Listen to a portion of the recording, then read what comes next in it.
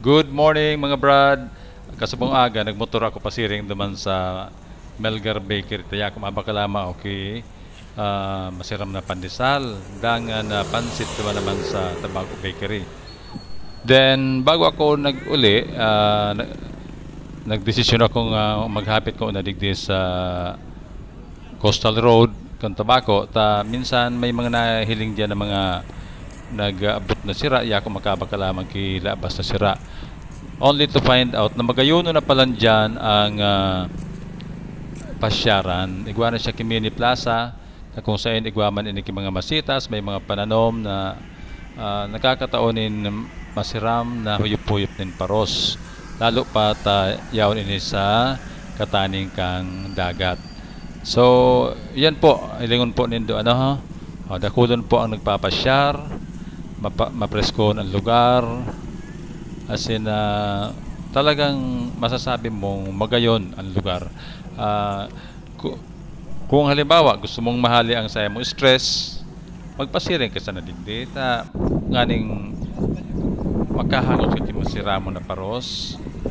Kung gusto mo man magpahinang-hinang, pwede man digdi magayon digdi magpahinang, magdurdalagan ka digdi, dahil ka pa mapiperwisyo kan mga nag-agi mga auto.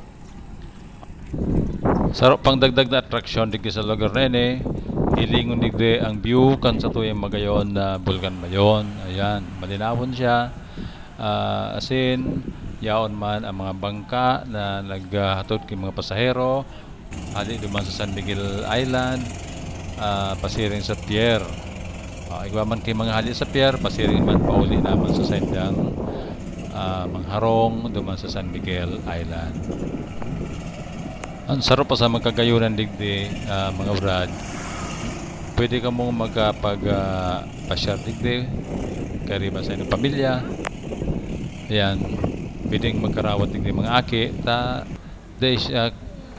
day kidakol na mga sasakyan nag-aragi digdi, kaya safe na safe ang mga kakian. Pero syempre may puwan magraya pag-iingat, dapat ang mga aki perming nababantayan ka mga magulang.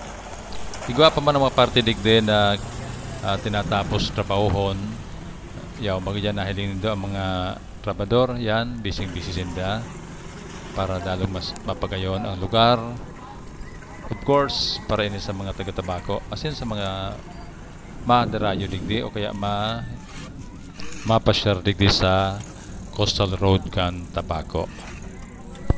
Ang pagiramdam lang sa tuya, dapat ingatan dahil pagtapukan ng mga basura para mamantenir ang kalinigan kaning lugar na ini pinapasyaran, lalong-lalo na kang mga kabakenyo, asin kan iba pang mga pwedeng magpasyar digdi.